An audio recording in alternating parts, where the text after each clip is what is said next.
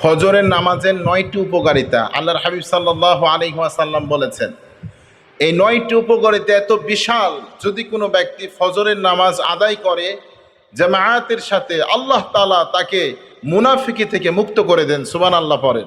তার মধ্যে একটি, ফজরের নামাজ মানুষকে জাহান্নামের আগুন থেকে মুক্ত করে এবং কনফার্ম জান্নাত তার জন্য নিশ্চিত করে। সুবহানাল্লাহ। ফজরের নামাজ একমাত্র নামাজ যা মানুষকে জাহান্নামের আগুন থেকে মুক্ত করতে পারে এবং জান্নাতকে কনফার্ম করতে পারে। দ্বিতীয় নম্বর ফজিলত, ফজরের নামাজে দাঁড়ানো সারা রাত দাঁড়িয়ে নামাজ পড়ার সমান। আল্লাহর হাবিব সাল্লাল্লাহু আলাইহি ওয়াসাল্লাম বলেছেন, যে ব্যক্তি ফজর পড়েছে, এশা পড়েছে এবং ফজরের নামাজ পড়ার নিয়াতে সে ঘুমিয়ে পড়ল, সে যেন সারা রাত নামাজ পড়ার সমান সওয়াব পেয়ে গেল। সুবহানাল্লাহ। তৃতীয় নাম্বার, কিয়ামতের দিন সরাসরি আল্লাহকে দেখার সৌভাগ্য লাভ করতে পারবে ওই ব্যক্তি, যে ব্যক্তি ফজরের নামাজ পড়ে। সুবহানাল্লাহ পড়বেন না? যে ব্যক্তি ফজরের নামাজ পড়ে সে ব্যক্তি কি করবে? আল্লাহ তাআলাকে তার চোখ দ্বারা দেখতে পাবে। ফামান কানা ইয়ারজু লিকা রাব্বিহি ফালইয়ামাল আমালান সালিহা। আমরা বলি না, আল্লাহ তাআলা যে ব্যক্তির আমল সুন্দর হয়ে যাবে সেই ব্যক্তি আল্লাহ তাআলাকে দেখতে পাবে তার চোখ দ্বারা। তো সেই ব্যক্তি দেখতে পাবে যদি ফজরের নামাজ সে সুন্দর করে আদায় করতে পারে। 4 নাম্বার, ফজরের নামাজ কিয়ামতের দিন নূরের আলো হয়ে মানুষের সামনে দাঁড়াবে, মানুষকে আলোকবর্তিকার মতো আলো দিবে। কিয়ামতের দিন আমরা জানি না, ফুলসিরাত পার হব, তখন কোনো আলো থাকবে? ফজরের নামাজ আমাদেরকে নূর হিসাবে আমাদেরকে আলো দিবে। প্রিয় ভাইয়েরা আমার, ফজরের নামাজের এত গুরুত্বপূর্ণ ফজিলত আল্লাহর হাবিব সাল্লাল্লাহু আলাইহি ওয়াসাল্লাম বর্ণনা করেছেন। 5 নম্বরে তিনি বলেন, ওই দিনের পুরো আল্লাহর জিম্মায় থাকার বিরল সৌভাগ্য সে লাভ করে যে ব্যক্তি ফজরের নামাজ আদায় করলো। আপনি ফজরের নামাজ আদায় করেছেন তো আল্লাহ তাআলার জিম্মায় আপনার জীবনটা চলে গিয়েছে। আপনি বাঁচবেন আল্লাহর জন্য, মরবেন আল্লাহর জন্য, এটা আপনার নিষ্ঠা, এই দায়িত্বটা আল্লাহ তাআলার কাঁধে চলে গিয়েছে। আপনাকে ভালো রাখা, আপনার অন্তরটাকে খুশি রাখা, আপনার মনটাকে মার্সি ব্লেসিং দ্বারা পরিপূর্ণ করা, এটা আল্লাহর জিম্মায় চলে যায়। 6 নম্বরে সরাসরি আল্লাহর দরবারে নিজের নাম আলোচিত হয়ে যায়, আলোকিত হয়ে যায়। আল্লাহ তাআলা ফেরেশতাদেরকে বলেন, আমার অমুক বান্দা আজকে ফজরের নামাজ পড়েছে। সুবহানাল্লাহ পড়তে মনে চায় না? আল্লাহর হাবিব সাল্লাল্লাহু আলাইহি ওয়াসাল্লাম বলেন, আল্লাহ তাআলা বলেন যে এই সৌভাগ্য ব্যক্তি আমার ফজরের নামাজ পড়েছে, তার নাম আলোচনা করা হয়। আচ্ছা ভাবুন তো, একটা প্রেসিডেন্ট আপনাকে নিয়ে একটু কল্পনা করছে, একটি প্রেসিডেন্ট আপনাকে নিয়ে চিন্তা করছে, তাহলে কি হতে পারে? আপনার জীবনটা খুশি হয়ে যাবে না? যে এখনকার যুগে আমাদের প্রাইম মিনিস্টার, আমাদের যিনি আছেন মোহাম্মদ ইউনুস, এই মোহাম্মদ ইউনুস সাহেব যদি আপনাকে নিয়ে একটু কল্পনা করে ভাবে, প্রতিটা দিন একটু করে ভাবে, তো আপনার মনটা কেমন হবে? উৎফুল্লতায় ফেটে উঠবে আপনার জীবনটা। মানে আপনি মনে করবেন যে আমাকে নিয়ে সে ভাবে, এমন একটি বিষয় হয়ে দাঁড়াবে না? আল্লাহর হাবিব সাল্লাল্লাহু আলাইহি ওয়াসাল্লাম বলছেন, ঠিক আল্লাহ তাআলা ফেরেশতাদের সামনে বলে, আমার এই বান্দা আজকে ফজরের নামাজ পড়েছে। সুবহানাল্লাহ। আসমান থেকে তিনি দেখিয়ে দেন। 7 নাম্বার, পরিপূর্ণ এক হজ এবং উমরা সওয়াব সে ব্যক্তি পাবে যে ব্যক্তি ফজরের নামাজ পড়বে। সুবহানাল্লাহ পড়তে মনে চায় না? যে ব্যক্তি ফজরের নামাজ পড়েছে, এরপরে আরেকটি বর্ণনায় আছে, সেখানে বসে জিকির আজগার করেছে, আল্লাহকে ডেকেছে, তাসবিহ তাহলিল পড়ার পরে, সূর্য ওঠার পরে যে ব্যক্তি 4 রাকাত নামাজ পড়েছে, সে ব্যক্তি একবার হজ এবং একবার উমরা, পরিপূর্ণ হজ এবং উমরা করলে যে পরিমাণ সওয়াব হয় সেই পরিমাণ সওয়াব আল্লাহ তাআলা তার আমলনামায় দান করে দেন। 7 নাম্বার, দুনিয়া আখিরাতের সেরা বস্তু অর্জিত হয়ে যাবে তার দ্বারা, আল্লাহ তাআলা তাকে দান করবেন। দুনিয়া এবং আখিরাত সব কিছু তার পায়ের তলে নিয়ে এসে দিবেন কে? সর্বশেষ আল্লাহ তাআলা মুনাফিক থেকে মুক্ত করে দিবেন যে ব্যক্তি। আল্লাহর হাবিব সাল্লাল্লাহু আলাইহি ওয়াসাল্লাম বলেন, সব থেকে মুনাফিকদের কষ্টের নামাজ হলো ফজরের নামাজ। বিশ্বনবী বলছেন, ফজরের সলাতে যারা উঠবে, এরপরে যে স্নিগ্ধ একটি বাতাস আসে না, এই বাতাসটা কেন মিষ্টি জানেন? মুহাদ্দিসিন ইকরামরা বলছেন, এই নামাজের মধ্যে শুধু মুনাফিকরা নামাজ পড়তে পারে না, যারা নিফাকি থেকে মুক্ত এই ব্যক্তিগুলো সালাত আদায় করতে পারে। আর মুনাফিকরা ঘুমিয়ে থাকে, তাদের দুর্গন্ধ বিষাক্ত নিঃশ্বাস সেই সময় বের হয় না, পুষ্পসিত হয় না। এবং অক্সিজেনের সাথে মিশে না, এজন্য সেই সময়ের এতটা সুন্দর লাগে নিঃশ্বাস নিতে মুসলমানদের। নেফাকি কাকে বলে? বিশ্বনবী বলছেন যারা মুনাফিক তাদের জানাজা দিবা না। আব্দুল্লাহ ইবনে ওমর রাদিয়াল্লাহু তাআলা আনহু কাব রাদিয়াল্লাহু তাআলা আনহুকে বলছেন, হে কাব, তুমি আমাকে একটু বলো মুনাফিক কারা? মুনাফিক কারা? বিশ্বনবী একজন সাহাবীকে তিনি মুনাফিকের লিস্টে দিয়ে গেলেন।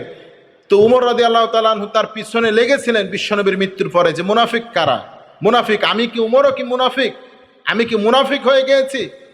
উমর রাদিয়াল্লাহু তাআলা আনহুকে বলা হলো, নিশ্চিত দেওয়া হলো, এটা বলা হলো আপনি মুনাফিক না, আপনি হলেন জান্নাতি সাহাবীদের মধ্যে একজন, আশারায়ে মুবাশশিরার একজন অন্যতম সাহাবী। এরপরে বিশ্বনবীর আপন চাচা হানজালা রাদিয়াল্লাহু তাআলা আনহু তিনি একদিন চিৎকার মারছেন আর দূর থেকে বলছেন, নাফাকা হানজালাতু ইয়া রাসূলুল্লাহ, ওগো আল্লাহর রাসূল, হানজালা মুনাফিক হয়ে গেল। আবু বকর কথাটা শুনে ফেলেছে। আবু বকর বলছেন, ও হানজালা, বিশ্বনবীর চাচা এত যুদ্ধ করলেন, আপনি বিশ্বনবীর চাচা, আপনি কেন বলছেন নাফাকা হানজালাতু ইয়া রাসূলুল্লাহ, ওগো আল্লাহর রাসূল, হানজালা মুনাফিক হয়ে গেছে, কেন বললেন আপনি এই কথা? তিনি বলছেন ভাই আবু বকর, আমার অন্তরটা বিশ্বনবীর দরবারে যখন যায় আমার অন্তরটা জান্নাত জাহান্নাম দেখতে পাই। আমার চোখ দিয়ে আমি কিয়ামতের ময়দান আমি দেখতে পাই, আমি জান্নাত দেখতে পাই, জাহান্নামটা আমি লাইভ টেলিকাস্ট দেখতে পাই। আমি যখন এসে আমার পরিবারের সামনে, স্ত্রীর সামনে, ব্যবসা বাণিজ্যের মধ্যে ডুবে যাই, আমি তেমন বুঝতে পারি না, জানতে পারি না, আমার কলবের হালাত ভিন্ন হয়ে যায়। আবু বকর কাঁদতে কাঁদতে বললেন, আমি হানজালা তোমাকে কি বলবো ভাই, আমারও তো এই রোগ রয়েছে, তার মানে আমি আবু বকর মুনাফিক হয়ে গিয়েছি। দুইজন বিশ্বনবীর কাছে দৌড়ে যেয়ে বলছেন, ও নবী, নাফাকা হানজালাতু ইয়া রাসূলুল্লাহ, হানজালা তো মুনাফিক হয়ে গিয়েছে গো আল্লাহর নবী। বিশ্বনবী কথা শুনে চমকে উঠলেন, আজকে উঠলেন। বিশ্বনবী বললেন, বিবরণ প্রেজেন্ট করেন আমার সামনে, আপনারা কেমন করে মুনাফিক হয়ে গেলেন? নিশ্চিতভাবে আপনারা বলতে শুরু করেছেন। বিশ্বনবীর কাছে বলছেন, নবী গো, আপনার দরবারে আসলে আমাদের অন্তরের হালাত এমন হয়, আমরা কবরের আযাব দেখতে পাই, আমরা চাক্ষুষ কিয়ামতের ময়দান দেখতে পাই, আমরা জান্নাত দেখতে পাই, জাহান্নাম দেখতে পাই। আপনার কাছ থেকে যখন আমরা চলে যাই, মসজিদ থেকে বের হয়ে যাই, আমাদের কলব, আমাদের অন্তর, আমাদের মনের আর্য আর্তনাদ সবকিছু মুহূর্তেই চেঞ্জ হয়ে যায়, সবকিছু চেঞ্জ হয়ে যায় নবী। এই জন্য মনে হয় আমি মুনাফিক। বিশ্বনবী বলছেন, না, ইমানের হালাত তো এটা নয়। ইমানের হালাত হলো এটা, যখন আপনি আল্লাহর কোরআন পড়বেন, ইন্নামাল মুমিনুনা আল্লাযীনা ইযা যুকিরাল্লাহু ওয়াজিলাত কুলুবুহুম ওয়া ইযা তুলিয়াত আলাইহিম আয়াতুহু যাদাতহুম ঈমানান ওয়া আলা রাব্বিহিম ইয়াতাওয়াক্কালুন। যখন মুমিনদের সামনে কোরআন তেলাওয়াত করা হয়, তাদের ঈমানকে বৃদ্ধি করে দেয় কে? আল্লাহ তাআলা ঈমানকে বৃদ্ধি করে দেন। আপনার সামনে যখন আমি কোরআন থেকে তেলাওয়াত করি, আপনাদের সামনে যখন আল্লাহ তাআলার মহাগ্রন্থ আল কোরআনের কারিমের আয়াতগুলো তেলাওয়াত করি, তখন আপনারা দেখতে পান জান্নাত, দেখতে পান জাহান্নাম, দেখতে পান কবরের আযাব। তবে সবসময় এটা ঘটবে না। এটা যদি সবসময় ঘটে, মানুষ তো পরীক্ষার মধ্যে উত্তীর্ণ হতে পারবে না, পাগল হয়ে যাবে। আল্লাহ তাআলা যে বলছেন, লিয়াবলুয়াকুম আইয়ুকুম আহসানু আমালা, আমি যে তোমাকে পরীক্ষার জন্য পাঠিয়েছি, জীবন এবং মরণ দিয়েছি পরীক্ষার জন্য, তাহলে তো আল্লাহর পরীক্ষা হবে না? আপনাকে ইখতিয়ারের উপরে আল্লাহ তাআলা ছেড়ে দিয়েছেন। প্রিয় ভাইয়েরা আমার, তবে মুনাফিকদের সর্বনিম্ন শাস্তি কি হবে? আল্লাহর হাবিব সাল্লাল্লাহু আলাইহি ওয়াসাল্লাম বলেন, ইন্নাল মুনাফিকিনা ফিদ দারকিল আসফালি মিনান নার ওয়া লান তাজিদা লাহুম নাসীরা। বিশ্বনবী বলেন, মুনাফিকরা সর্বনিম্ন জায়গায় থাকবে।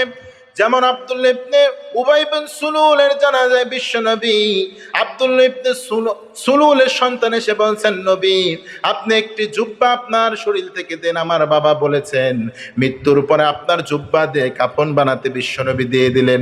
সাহাবীরা অবাক হয়ে গেলেন। বিশ্বনবী জানাজায় যাওয়ার জন্য উদ্বুদ্ধ হয়ে গেলেন। আব্দুল্লাহ উমর রাদিয়াল্লাহু তাআলা আনহু জুব্বাটা টেনে ধরলেন আর বললেন, নবী, আপনি যাবেন না, সারাটা জীবন সে আপনাকে কষ্ট দিয়েছে, সারাটা জীবন আপনাকে কষ্ট দিয়েছে, বদরের ময়দান থেকে সাহাবী নিয়ে ভেগে পলিয়েছে। বিশ্বনবী আসমানের দিকে দেখিয়ে দিলেন, আল্লাহ তো নিষেধ করে নাই, উমর ছাড়ো। বিশ্বনবীর কথা শুনে উমর ছেড়ে দিলেন। আল্লাহ তাআলা কিছুক্ষণ পর জিব্রাইলের মারফত ওহী প্রেরণ করলেন আর বললেন, নবী হে, আপনি যদি তার জন্য একবার নয় ৭০ বারও যদি আপনি তার জন্য ক্ষমা প্রার্থনা করেন, ইস্তেগফার করেন, তার ক্ষমা হবে না। তাহলে এই মুনাফিকটা কত খারাপ না? বিশ্বনবী এই জন্য বলেছেন, তোমরা নিফাক মুক্ত আত্মা নিয়ে যদি বাঁচতে চাও তাহলে ফজর নামাজ তোমরা জামায়াতের সাথে আদায় করো। আল্লাহ তাআলা আমাদেরকে ফজরের নামাজ জামায়াতের সাথে, আমাদের তারতিলের সাথে কোরআন সহিত পড়ার তৌফিক দান করুক। আল্লাহুম্মা আমিন।